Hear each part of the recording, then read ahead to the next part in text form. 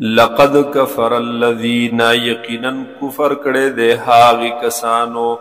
قالو چې ویلی دی هغي ان الله هو المسيح ابن مریم چې بشک الله تعالی خود عیسی ابن مریم وقال المسيح او فرمایلی دی ورته عیسی علیہ السلام یا بنی اسرائیل اے اولاد د یعقوب علیہ السلام اعبد اللہ ربی و ربکم عبادت کوي تاسو د الله چې رب زما دے او رب تاسو دے انه بشکا من یشرک بالله چاچ شرک کو د الله سرا فقد حرم الله علیه الجنة پس یقینا حرام کړي دے الله تعالی په دغه بنده باندې جنت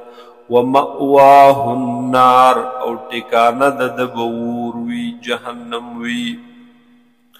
وما للظالمین من انصار او نبوی د ظالمانو د پاره څوک امداد کوونکی لقد کفر الذین او یقینا کفر کړي دے هاغي کسانو قالو چې ویلی دی هغي ان الله ثالث ثلاثه بشک الله تعالی دریم دے دا دریو خدایانو نا وما من اله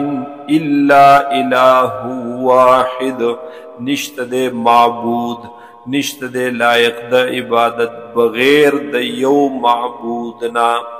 وَإِن لَّمْ يَنْتَهُوا کچرت منع نشول دا خلق عما دهاغنا یقولون چی دوی وائی لیمسن الذین